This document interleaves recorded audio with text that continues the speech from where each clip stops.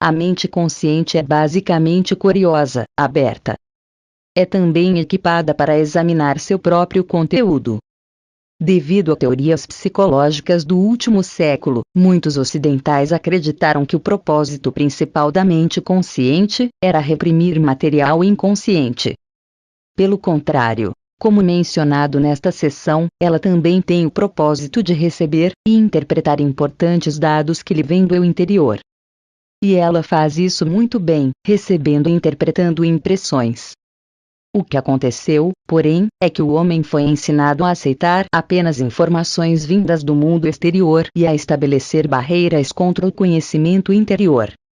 Essa situação nega ao indivíduo sua força plena, e separa-o, agora, conscientemente, das fontes importantes de seu ser. Essas condições inibem a expressão criativa em particular, e negam ao eu consciente as visões e intuições que emergem, e que de outra forma, estariam disponíveis. Pensamento e sentimento então parecem separados. A criatividade e o intelecto não se mostram como os irmãos que são, mas, sim, como estranhos. A mente consciente perde seu bom gume. Ela corta de sua experiência o amplo corpo de conhecimento interior disponível. Divisões ilusórias aparecem no eu. Por si mesmo, o eu age espontaneamente, como uma unidade, mas uma unidade em constante variação. Ouvindo vozes tanto dentro como fora, a mente consciente é capaz de formar crenças ligadas ao conhecimento do eu, como recebido de fontes materiais e de não materiais. Então o exame de crenças ocorre juntamente com outras atividades, naturalmente, facilmente, sem esforço. Uma vez que a mente consciente tenha aceitado um conjunto de crenças conflitantes, porém, uma tentativa definida é necessária para separá-las. Lembre-se de que mesmo falsas crenças parecem ser justificadas em termos de dados físicos, uma vez que sua experiência no mundo exterior é a materialização dessas crenças. Assim, você precisa trabalhar com a matéria-prima de suas ideias, mesmo que seus dados sensoriais lhe digam que uma determinada crença é obviamente uma verdade. Para mudar sua experiência ou qualquer porção dela, precisa mudar suas ideias. Como você vem continuamente formando sua realidade, os resultados aparecerão naturalmente. Você precisa ser convencido de que pode alterar suas crenças. Precisa desejar tentar. Pense em uma ideia limitadora como uma cor barrenta, e em sua vida como um quadro multidimensional que está manchado. Você muda a ideia como um artista mudaria sua paleta. O artista não se identifica com as cores que usa. Ele sabe que as escolhe e aplica-as com um pincel. Da mesma forma, você pinta sua realidade com suas ideias. Você não é suas ideias, nem seus pensamentos. Você é o eu que as experiencia. Se um pintor vê que suas mãos estão manchadas de tinta ao final do dia, ele pode lavar as manchas com facilidade, pois conhece sua natureza. Se você acredita que os pensamentos limitadores fazem parte de você, que estão permanentemente agarrados a você, não pensará em lavá-los. Nesse caso, você se comportaria como um artista louco que diz: minhas tintas fazem parte de mim. Elas mancharam meus dedos e nada posso fazer sobre isso. Não existe contradição, embora possa parecer que sim, entre ser espontaneamente consciente dos próprios pensamentos e examiná-los. Você não precisa ser cego para ser espontâneo. Não está sendo espontâneo quando aceita indiscriminadamente como seu, cada pedacinho de informação que recebe. Muitas crenças seriam automaticamente derrubadas sem qualquer dano se você estivesse sendo verdadeiramente espontâneo. Mas em geral, você as abriga. Antigas ideias limitadoras, quando aceitas, figurativamente formam um berço restritivo que reúne outros materiais semelhantes, enchendo-lhe a mente de entulho. Quando você é espontâneo, aceita a natureza livre de sua mente, e espontaneamente, toma decisões quanto à validez ou não dos dados recebidos. Quando você se recusa a permitir isso, esta função se torna confusa. Nenhuma macieira tenta produzir violetas. Muito automaticamente, ela sabe o que é, e conhece a estrutura de sua própria identidade e existência. Você tem uma mente consciente, mas ela é apenas a porção mais manifesta de sua mente. Muito mais do que essa porção está disponível para você. Dessa forma, uma parte muito maior de seu conhecimento pode ser consciente. Uma falsa crença, porém, é limitadora, e tão ambígua para sua natureza como a ideia de qualquer macieira de ser uma violeteira. Ela não poderia produzir violetas, nem poderia ser uma boa macieira enquanto tentasse fazê-lo. A crença errônea é uma que não se ajusta às condições básicas de seu ser interior. Portanto, se acredita que está à mercê de eventos físicos, está cultivando uma crença falsa. Se sente que sua experiência presente foi estabelecida em circunstâncias além de seu controle, está cultivando uma crença falsa. Você colaborou no desenvolvimento de seu ambiente de infância. Você escolheu as circunstâncias. Isso não significa que esteja à mercê dessas circunstâncias. Significa que estabelece desafios a serem vencidos, metas a serem atingidas, estabelece estruturas de experiências através das quais poderá desenvolver, compreender e realizar certos talentos. O poder criativo de formar sua própria experiência está em seu interior agora, como esteve desde o tempo de seu nascimento e até antes. Você pode ter escolhido um determinado tema para esta existência, uma certa estrutura de condições, mas dentro dela você tem a liberdade de experimentar, criar e alterar condições e eventos. Cada pessoa escolhe para si os padrões individuais, dentro dos quais irá criar sua realidade pessoal. Dentro desses limites, porém, há infinitas variedades de ação e recursos ilimitados. O eu interior iniciou um excitante empreendimento no qual ele aprende a traduzir sua realidade em termos físicos. A mente consciente é brilhantemente sintonizada com a realidade física, e tão deslumbrada pelo que percebe, que fica tentada a pensar que os fenômenos físicos são uma causa, e não um resultado. Porções mais profundas do eu sempre servem para lembrar-lhe que esse não é o caso. Quando a mente consciente aceita um excesso de crenças falsas, particularmente se vê o eu interior como um perigo, ela fecha esses lembretes constantes. Quando surge tal situação, a mente consciente sente-se assaltada por uma realidade que parece maior do que ela mesma, sobre a qual não tem qualquer controle. O sentimento profundo de segurança no qual devia ancorar-se é perdido. As falsas crenças devem ser eliminadas, de modo que a mente consciente possa mais uma vez saber de sua fonte e abrir-se para os canais interiores de esplendor e poder que lhe estão disponíveis. O ego é um ramo da mente consciente, por assim dizer.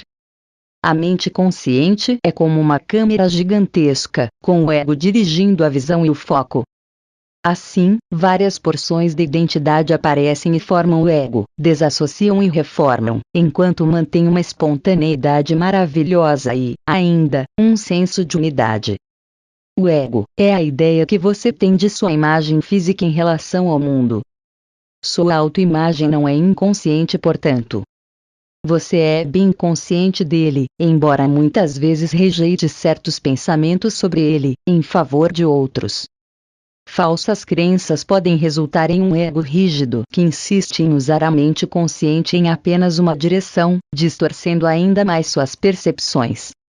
Em geral, você decide, muito conscientemente, enterrar um pensamento ou uma ideia que poderia causar uma alteração em seu comportamento, porque não parece ajustar-se a ideias limitadoras que você já tem. Ouça constantemente sua própria linha de pensamento. Que sugestões e ideias está dando a si mesmo? Saiba que elas irão materializar-se em sua experiência pessoal. Muitas ideias limitadoras serão aceitas sem exame, disfarçadas de algo positivo. Você pode sentir-se muito virtuoso, por exemplo, por odiar o mal, ou o que lhe parece mal, mas concentrando-se no ódio ou no mal, você os está criando. Se for pobre, poderá sentir-se virtuoso em sua condição financeira, olhando com desdém para os que são ricos, dizendo a si mesmo que o dinheiro é sujo, e assim, reforçando sua condição de pobreza. Se estiver doente, poderá agarrar-se à tristeza de sua situação e, invejando amargamente os que são saudáveis, lamentar seu estado, e assim perpetuá-lo por meio de seus pensamentos. Se der ênfase às suas limitações, elas irão tornar-se realidade. Você precisa criar um novo quadro em sua mente. Ele será diferente do quadro que seus sentidos físicos podem mostrar-lhe em um determinado momento, precisamente nas áreas em que são necessárias mudanças. O ódio à guerra não trará paz. Outro exemplo. Somente o amor pela paz trará tal condição. Sei muito bem que muitas de minhas afirmações irão contradizer as crenças daqueles que aceitam a ideia de que a mente consciente é relativamente impotente e que as respostas aos problemas estão escondidos sob ela. É óbvio que a mente consciente é um fenômeno, não uma coisa. Ela muda constantemente. Pode ser concentrada ou levada pelo ego, em direções literalmente infinitas. Ela pode ver a realidade externa ou voltar-se para dentro, observando seu próprio conteúdo. Há gradações e flutuações dentro de sua atividade. É muito mais flexível do que você pensa. O ego pode usar a mente consciente, quase que exclusivamente, como um meio de perceber realidades externas ou internas que coincidem com suas próprias crenças. Não é, portanto, que certas respostas não estejam totalmente disponíveis, mas sim que muitas vezes você começa a seguir um curso de ação no qual acredita, não desejando abrir-se para qualquer material que contradiga suas crenças atuais. Se você está doente, por exemplo, há um motivo. Para recuperar-se totalmente sem que surjam novos sintomas, precisa descobrir a razão. Talvez não goste de sua doença, mas é um processo que brota de sua decisão. Enquanto estiver convencido de que o processo é necessário, manterá os sintomas. Os sintomas podem ser o resultado de uma crença específica, ou ser causados por um complexo de crenças agrupadas. As crenças, naturalmente, serão aceitas por você não como crenças, mas como realidade. Ao compreender que você forma a sua realidade, precisará começar a examinar essas crenças, deixando que a mente consciente examine livremente seu próprio conteúdo. Falaremos sobre saúde e doença mais especificamente em outra parte do livro.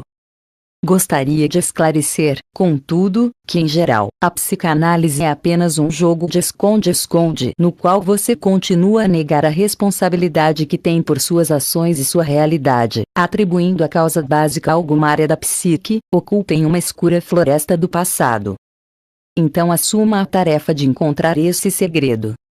Ao fazê-lo, nunca pense em procurá-lo na mente consciente, pois está convencido de que todas as respostas profundas estão muito abaixo, e além disso, que sua consciência não é apenas incapaz de ajudá-lo, mas que provavelmente irá camuflar a resposta. Assim, você entra nesse jogo. Assim que você tomar consciência deste auto-engano, qualquer evento adaptado à situação presente desperto de seu passado poderá servir de catalisador. Qualquer um servirá. As crenças básicas e as razões de seu comportamento sempre estiveram, entretanto, em sua mente consciente. Você simplesmente não examinou seu conteúdo com a compreensão de que suas crenças não eram necessariamente realidade, mas a concepção que você tem delas. Ao mesmo tempo, na psicanálise, você muitas vezes é programado para acreditar que não pode confiar no seu inconsciente, fonte de tais segredos escuros, como berço de criatividade ou inspiração, e assim, a ajuda que essas porções interiores do eu poderiam dar à sua consciência é negada. Geralmente, quando você examina sua mente consciente, você o faz olhando com suas crenças estruturadas. O conhecimento de que suas crenças não são necessariamente realidade, lhe permitirá estar ciente de todos os dados que estão conscientemente disponíveis. Não estou dizendo que examine seus pensamentos com tanta frequência e com tal vigor que isso lhe sirva de obstáculo, mas você não está plenamente consciente até que saiba o conteúdo de sua mente consciente. Também estou salientando o fato de que a mente consciente é equipada para receber informações do eu interior, bem como do universo exterior. Não estou lhe dizendo que iniba pensamentos ou sentimentos. Estou pedindo que se torne consciente dos que tem. Compreenda que eles formam sua realidade. Concentre-se sobre os que lhe trazem os resultados que deseja. Se achar tudo isso difícil, pode também examinar sua realidade física em todos os seus aspectos. Compreenda que sua experiência física e seu ambiente são a materialização de suas crenças. Se perceber grande exuberância, saúde, trabalho eficaz, abundância, sorrisos nos rostos daqueles que encontra, então assuma o fato de que suas crenças são benéficas. Se enxergar um mundo que é bom, pessoas que gostam de você, assuma novamente que suas crenças são benéficas. Mas se sua saúde for fraca, se lhe faltar um trabalho significativo, se lhe faltar abundância, se o mundo lhe parecer triste ou mau, então reconheça que suas crenças são deficientes e comece a examiná-las. Falaremos mais tarde sobre a natureza da realidade coletiva, mas agora vamos tratar dos aspectos pessoais. O ponto principal, que desejo apresentar neste capítulo, é que suas crenças conscientes são extremamente importantes e que você não está à mercê de eventos ou causas que subjazem sua percepção.